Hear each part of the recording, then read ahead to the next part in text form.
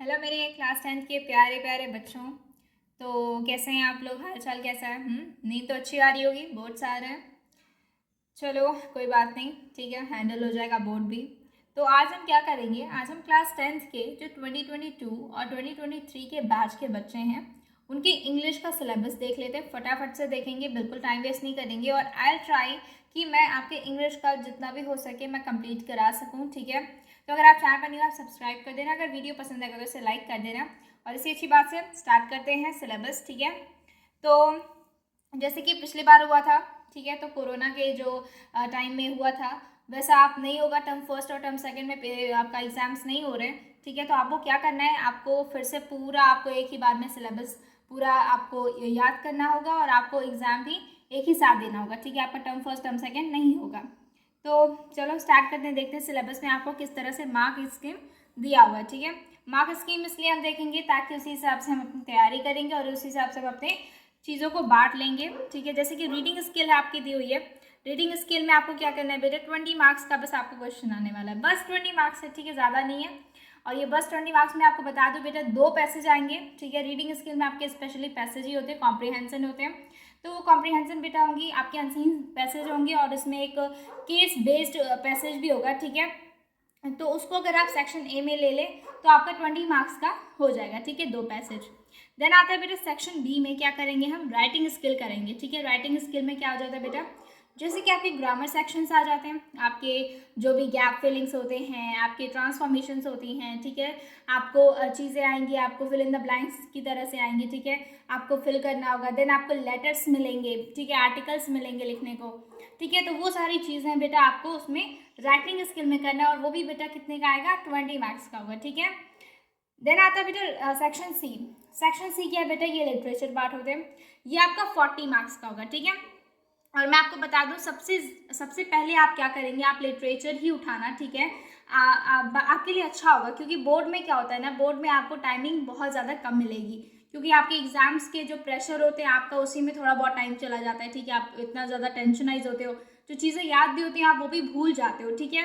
तो इसके लिए आपको सबसे अच्छा होगा, क्योंकि आपने लिटरेचर पार्ट अच्छे से पढ़ा होगा, ठीक है, आपको सारी नॉलेज होंगे, तो लिटरेचर पार्ट आप पहले करना, सेक्शन सी पहले उठाना, और उसके बाद से जितने भी ज़्यादा मार्क्स के क्वेश्चन होते हैं ना उसको पहले ही कर लेना, ठीक है, ताकि आप अच्छे खासे मार्क्स स्कोर कर लो, ठीक है। चलो अब देखते हैं सेक्शन ए में बेटा क्या क्या स्पेशली क्या क्या देखते हैं, क्या पूछा जाता है, ठीक है। तो रीडिंग क्या होता है बेटा, रीडिंग स्किल में आपको क्या आते हैं, 2 पैसेज आते हैं, जैसे कि मैंने पहले भी बताया था, ठीक है। आपको कैसे मिल जाएंगे पैसेज, देखो पहला बेटा होता है आपका डिस्कसिव पैसेज, मतलब ये नॉर्मल सा पैसेज होगा, इसमें कोई कहानी दे दी जाएगी, कहानी इन द सेंस की कोई छोटी मोटी स्टोरी नहीं होगी, जैसे क्लास 5 तक और क्लास 7 के बच्चों में होती है। कुछ थोड़ा सा स्पेशल होगा, कुछ चीज़ों के बारे में आपको नॉलेज दिया जाएगा, या फिर कोई डेटा वगैरह उसमें दिए होंगे, ठीक है। तो मतलब आपको सिर्फ पैसेज ही मिलेगा, ठीक है। तो उसमें आपका क्या हो जाता है, डिस्कसिव पैसेज, ठीक है, किसी एक पर्सन कोई बात कर रहा होगा उसके बारे में आपको बताया जाएगा, ठीक है।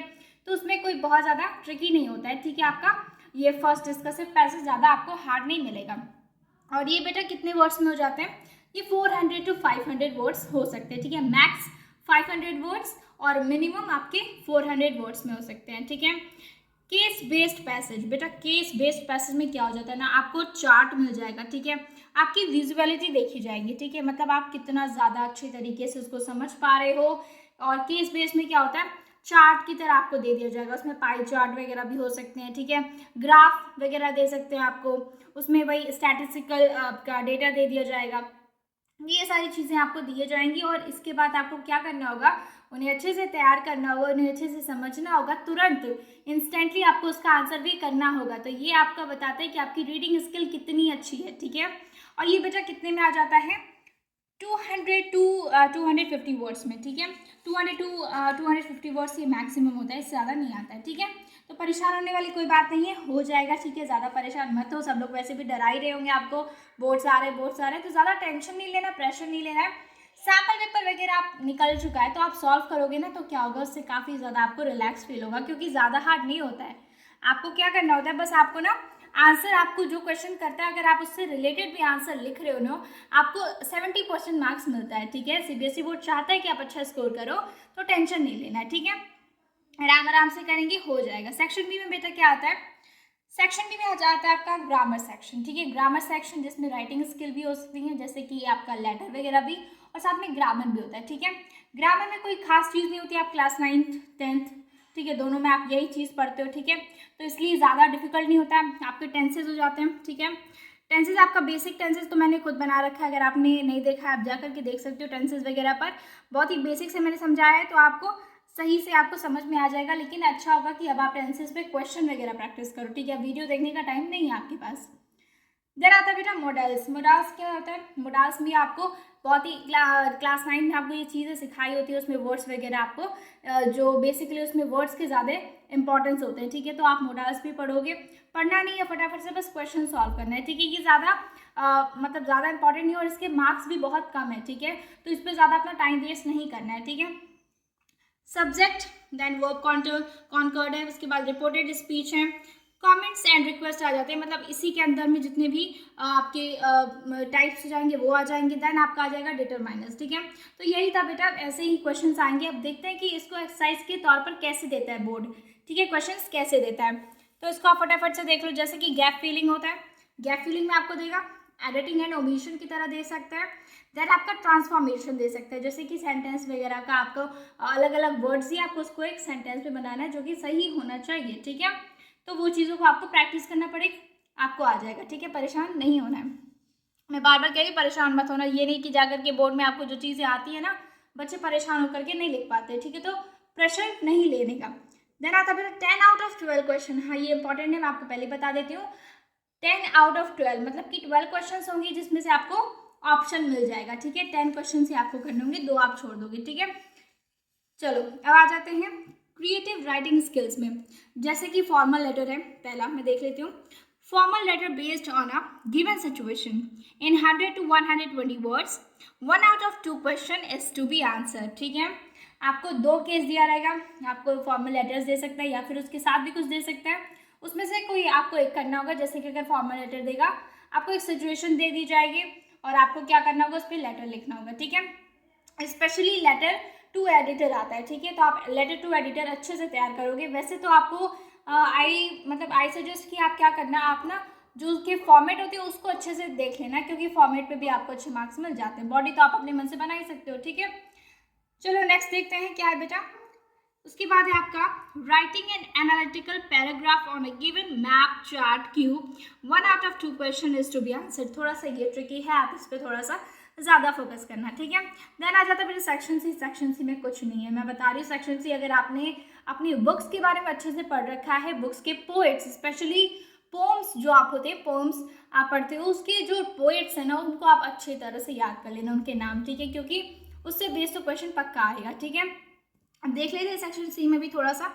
बेटा आपको क्या मिलेगा, पहले 1 extract out of 2 from drama और प्रोज। ड्रामा और प्रोज में मतलब जैसे कि जो चैप्टर्स होते हैं, स्टोरीज वगैरह होती है, उसमें से, या फिर कोई प्ले वगैरह होता है, ठीक है, आपने प्ले भी दिया हुआ है, तो उसमें से क्या होगा, एक केस बेस्ड क्वेश्चन आ जाएगा। मतलब ये कि आपको थोड़ा सा छोटा सा एक पैराग्राफ दे देगा, उसी में से आपको क्वेश्चंस निकाल करके दे देगा और आपको सॉल्व करना होगा, ठीक है। लेकिन ये मत सोचना कि आपको क्वेश्चंस के आंसर उसी पैराग्राफ में मिल जाएंगे, आपको वो चैप्टर आना चाहिए, ठीक है, क्योंकि क्वेश्चंस थोड़ा घुमा फिरा के मिलने वाले हैं आपको, ठीक है। तो आप कर लोगे, ठीक है। अब मुझे पता है क्लास 10 के बच्चे इतने ज़्यादा तो वो नहीं होते हैं, आप कर लोगे, आराम से कर लोगे, टेंशनाइज मत हो। देन बेटा आ जाता है 1 एक्सट्रैक्ट आउट ऑफ 2 पोएट्री, ठीक है। पोम्स मिलेंगे आपको 2, उसमें से आपको स्पेशली पूछा जाएगा किसकी, पोम के पोएट कौन है, ठीक है। ये तो हमेशा पूछा जाता है, तो आप इस पर अच्छे से तैयारी करना, क्योंकि पोम के पोएट आपको आने चाहिए, ठीक है। सबका नाम स्पेलिंग याद कर लेना। देन आपको मैं थोड़ा सा ट्रिक बता देती हूँ बेटा, पैसेज को कैसे करना होता है। पैसेज क्योंकि कॉम्प्रिहेंशन हमने कभी देखा नहीं, वो अनसीन पैसेज होते हैं। तो आप क्या कर सकते हो, आप कोई भी चीज़ उठा करके पढ़ा करो, ठीक है। जब भी आपको टाइम मिला करे आप कुछ पढ़ सकते हो, जैसे कि कोई भी स्टोरी आप पढ़ सकते हो। 5, 6, 7 की नहीं पढ़ना है बेटा। जैसे कि कोई आर्टिकल्स आते हैं, ठीक है, आर्टिकल्स आप पढ़ सकते हो, कोई भी आप स्टोरी पढ़ सकते हो, ठीक है। कोई भी नई बुक उठा लो जिसकी स्टोरी आपने नहीं देखी है, वो पढ़ सकते हो। तो क्या होगा बेटा, आपको नए नए वर्ड्स मिलेंगे, क्योंकि उसमें वोकैबुलरी भी चेक की जाती है अनसीन पैसेज में। आपको क्या होगा, उससे काफ़ी हेल्प मिलेगी, ठीक है। तो बेटा उसके बाद मैं आपको बता दूंगी कि आपका जो फर्स्ट फ्लाइट है और जो फुटप्रिंट्स हैं, उसमें कौन कौन से चैप्टर आएंगे, वो भी मैं चेक लगवा दूंगी आपको नेक्स्ट वीडियो में, ठीक है। मिलते हैं नेक्स्ट वीडियो में, तब तक के लिए बाय और अपना ख्याल रखें। बिल्कुल टेंशन नहीं लेना, आराम से सोना भी है, आराम से पढ़ना भी है, ठीक है, टेंशनाइज नहीं करना। चलो बाय।